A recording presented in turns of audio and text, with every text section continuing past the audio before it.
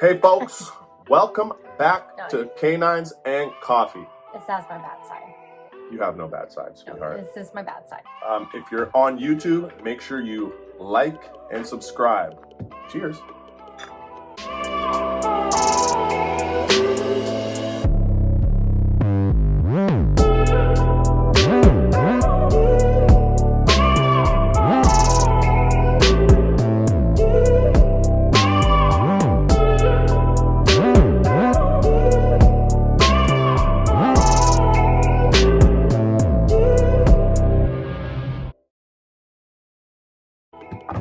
So guys, today we are going to be discussing pushing a dog past its threshold, and then kind of like slide in there about training the dog that's in front of you and not this idea of the dog that you want. When it comes to pushing a dog beyond their thresholds or beyond what they're ready for in that moment, it can happen, in behavior modification. It can happen in obedience, detection work, tracking, bite work specifically, but it can happen all over the map. And all it means is that we're going too far or asking too much from that dog, right? So the reason why us as handlers and trainers can run into issues with this is because we're trying to chase progress. And that means that we need to bump right up against those thresholds to push them further along. But when that bumping on that threshold becomes we're way above where that threshold is, not only is it not productive, but it's actually counterproductive. We can start to create more problems with our dogs. Yeah, it needs to absolutely be a give or take. A good example I'll use specifically with our pet obedience aspect is you are making the situation very negative towards training. So you don't throw a kid into a taekwondo match that has only ever had one match and it has a yellow belt. I think that's pretty low, right? Yellow's low. Yes. Is it or is it white belt? White is lower than yellow. White belt, and then you put him into a match with a black belt. Unless that kid is named Michael Donovan Nesbitt, then he'll be all right. Huge negative experience from that. So I think that's a good thing to look at when your dog is not ready for something and you push them past the threshold where they are capable of going. They're going to leave that with a negative association. Now your intent obviously is coming from a good place. However, what you end up doing is you can either shut down your dog, you can create a negative experience, you can eventually have them find to be more handler sensitive, whatever you're working on. Yeah, the main thing that can come from it is that we can start making our dogs have kind of like ghosts and demons in their clossets or in their minds, that they start. Now all of a sudden my dog was a little bit afraid of buses. I always go to buses.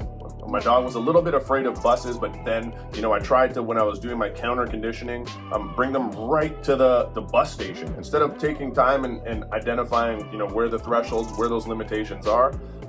And now my dog is absolutely terrified of buses, right?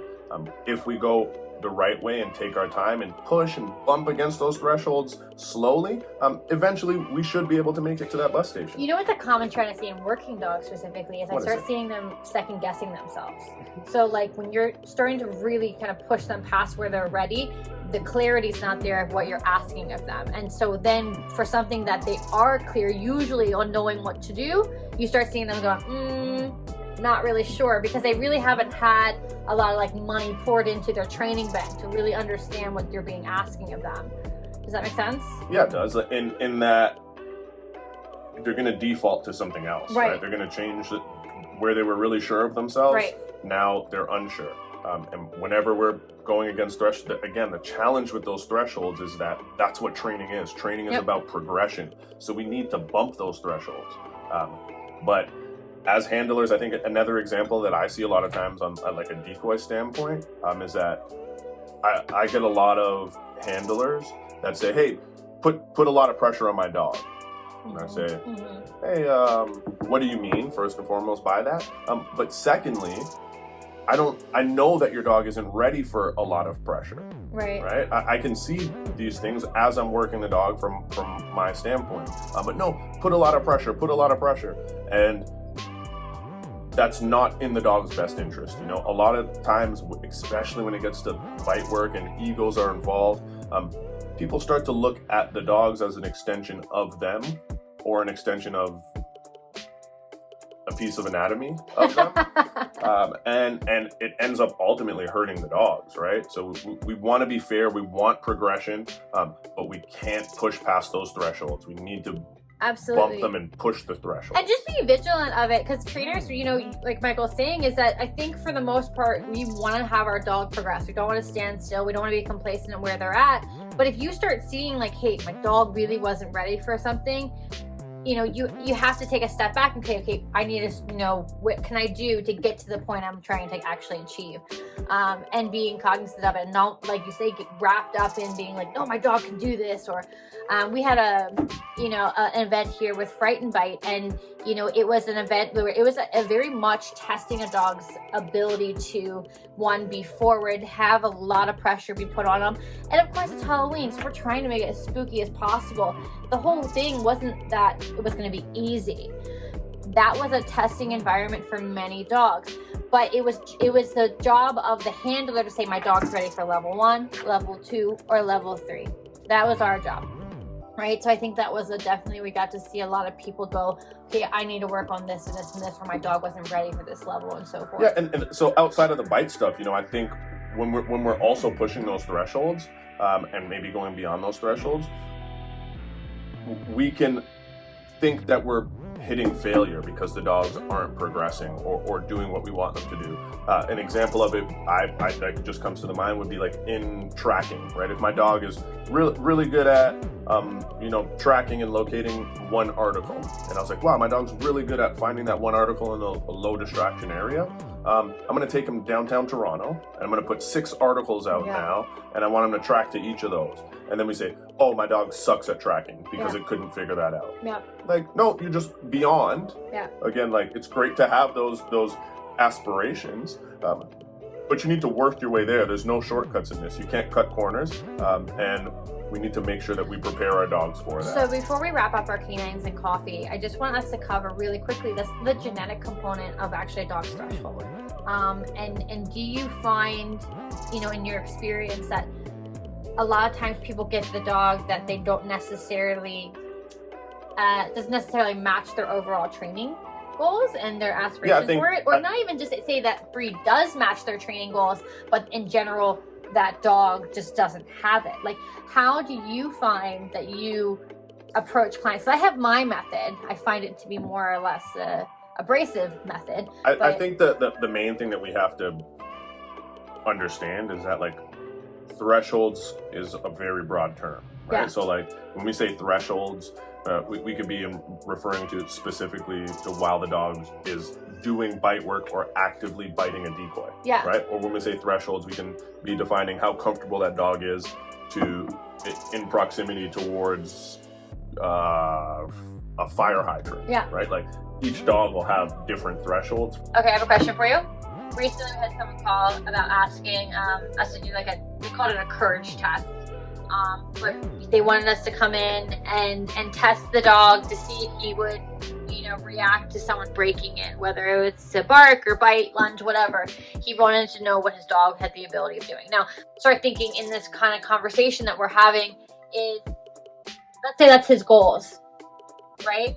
And us doing that and testing, and the dog fails tremendously. I mean, he tucks his tail, he pees on the way out, he runs out the door, and you know, failed in the quotation mark. What do you say to him? Well, first thing I would say to him is that the dog failed. Second, I just wouldn't really even set that situation. I know this is a hypothetical, but I wouldn't do that anyway. I don't think it's fair to expect most dogs, even ones that have the ability, to understand what's happening there. Their whole life they've been taught you don't bite people when they come in the house. Right. So, but we remove all of that and then say, my honest suggestion, the dog doesn't seem to have what it takes for what you want. Yeah. I would consider looking for another dog. Right. That's like there's going to be genetic caps to everything, right? Yeah. Like I'm sorry to break the news to you, Allie, you'll never be able to beat me in a race. I'm just faster than you. I don't believe that.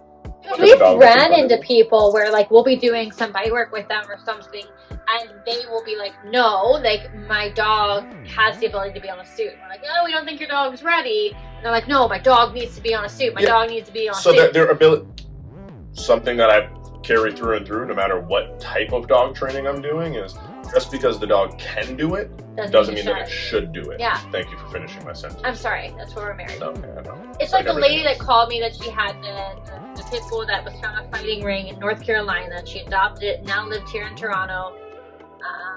And she really wanted to be social and go to dog parks. Yeah. Well, generally I don't recommend dog parks to dogs that weren't in fighting rings. But that would be an example of absolutely pushing a dog way past its threshold in its training. It's just like you're setting the dog up for failure. Well, I don't even know if I would call that thresholds, because that's probably what that dog wants to do. So I wouldn't say that's pushing him past his threshold. Like, he wants to go to the dog park and be a serial killer. It sounds like a good time for him. I wouldn't define that as a pushing him beyond his threshold. You're going to get some slack for that. That's okay. Your phone's on too now? I'm sorry, I'm a very popular person. Guess that's a sign. That's going to be the end of this Canines and Coffee. Let us know your guys' thoughts. Comment below, share, do the whole thing. And subscribe. Like and subscribe. Happy Canines and Coffee. Cheers.